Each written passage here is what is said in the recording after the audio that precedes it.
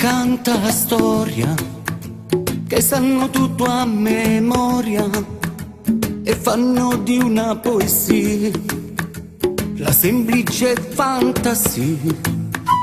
Ma quello che sto per dirvi non è scritto da copione, racconto una storia vera.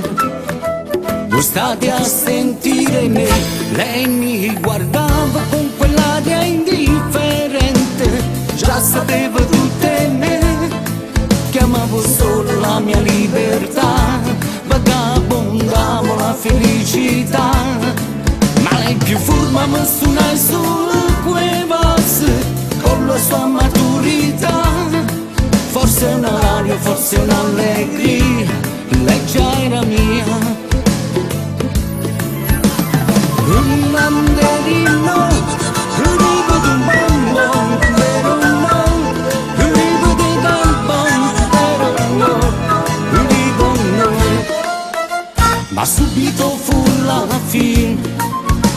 di questa storia un po' strana, che mi lascerà un ricordo, che forse non muore più.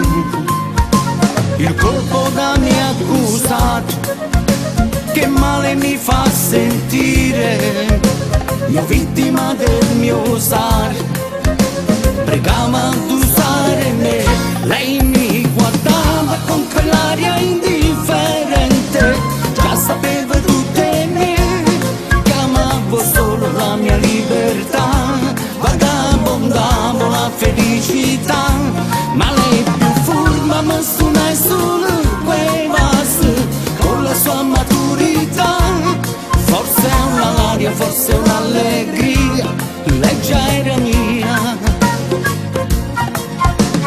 È durato poco, era solo un gioco, io che mi illudevo, essa che parteva, non capiva niente, quasi non parlava, mentre chi l'aereo chiusa allontanava, se portavo bene, me lasciavo male, odio quelle sere d'avventure, ma anche amore, amore, tutte le parole si perdevano così,